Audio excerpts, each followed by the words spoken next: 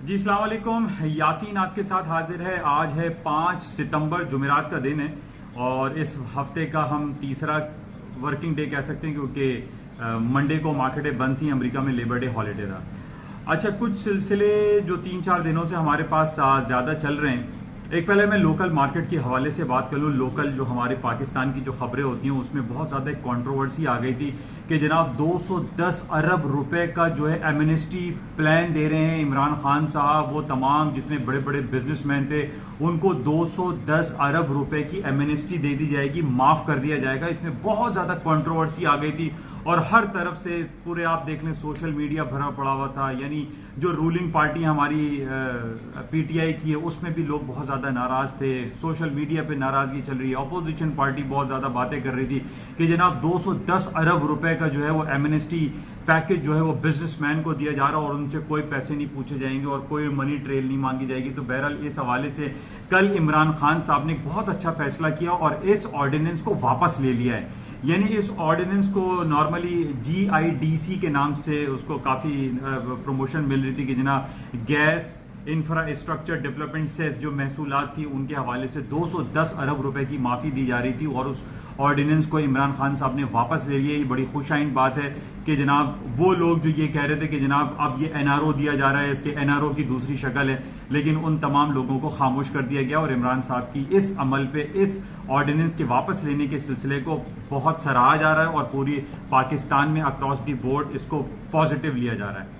अच्छा, इस पॉजिटिविटी की हम कह सकते हैं कि आज वो जो मार्केट, जो स्टॉक मार्केट कराची की जबू हाली का शिकार है, यानी 53 और 55 हज़ार पॉइंट से गिरते गिरते 28 हज़ार तक आ गई थी। आज 400-500 पॉइंट मार्केट प्लस है। तो हम ये कह सकते हैं कि ये ऑर्डिनेंस वापस लेने से एक थोड़ा सा पॉजिटिविटी देखने में आई है।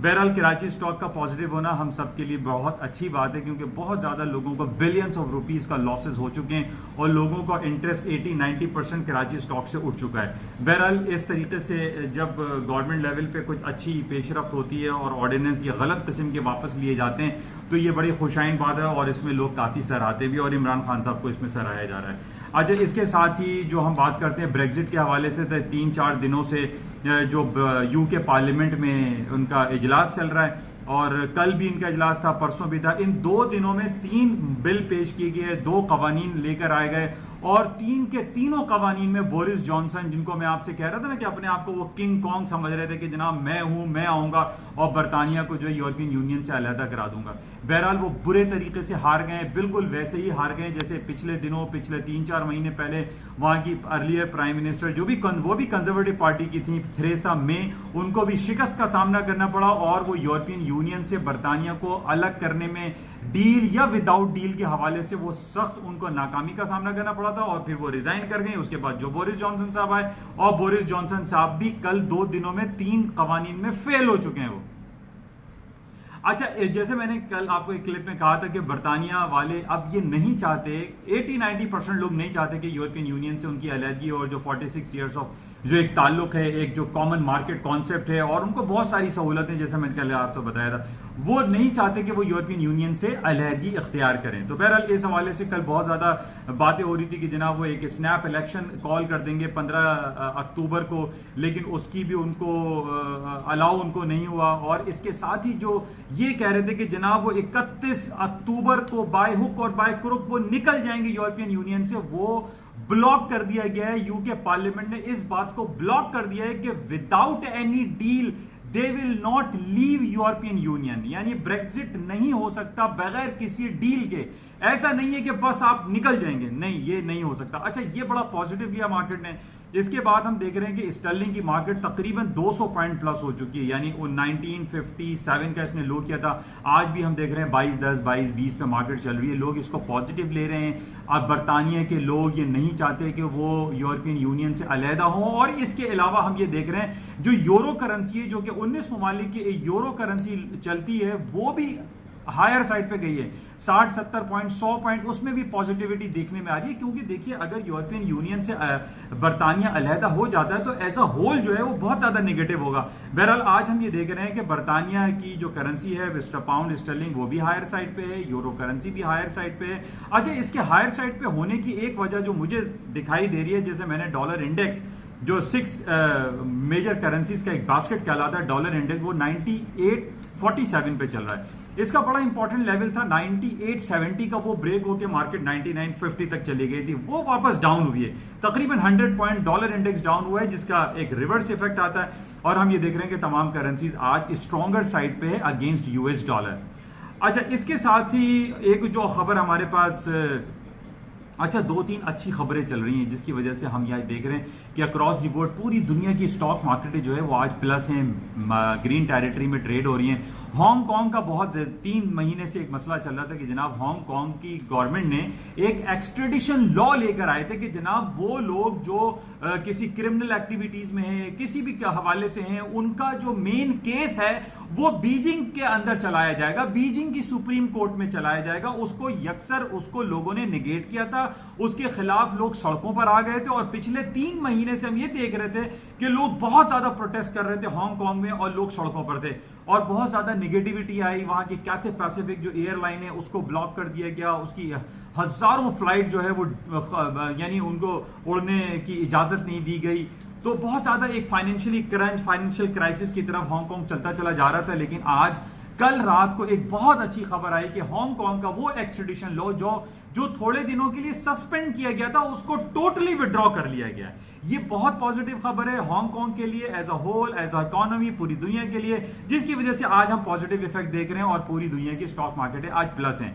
अच्छा, प्लस दूसरी होने की वजह यह है कि जैसे कल ब्रेक्जिट में यूरोपियन यूनियन से अलहदगी के हवाले से जो बिल में फेल हो गए, बोरिस जॉनसन साहब नाकाम हो गए, वो दुनिया पॉजिटिव ले रही है कि जनाब अब सुकून का सांस मिला कि चलो भाई अभी बरतानिया जो है फिलहाल इसको 3 महीने का मजीद 31 अक्टूबर की जगह 31 जनवरी तक भी इसको डिले हो सकता है, अगले जून तक भी डिले हो सकता है। तो उनको एक साई ऑफ रिलीफ मिला है कि जनाब अभी ये बरतानिया यूरोपियन यूनियन से अलहदा नहीं होगा, जो कि पॉजिटिव इफेक्ट आ रहा है और मार्केट ऊपर की तरफ है। एक हांगकांग इफेक्ट है पॉजिटिव, एक बरतानिया का ब्रेक्जिट के हवाले से पॉजिटिव है, जिसकी वजह से हम देख रहे हैं कि मार्केटें हायर साइड पे चल रही हैं। अच्छा, तीसरा बड़ा इंपॉर्टेंट पॉइंट बहुत दिनों से चल रहा है, वो मैं आपसे रोजाना जिक्र करता हूं कि अमेरिका और चाइना के दरमियान तल्ख तिजारती सिलसिले।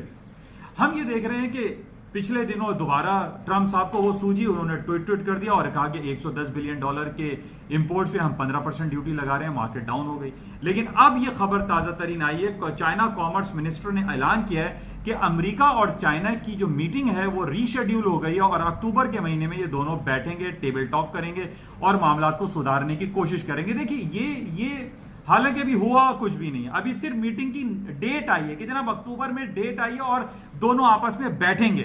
ये बैठना ही इनका जो है ना बहुत पॉजिटिव होता है। ये मैं पहले काफी अरसे से आपसे बयान कर रहा हूं कि इनका आपस में बैठ जाना ही जो है वो बहुत ज्यादा पॉजिटिव होता है।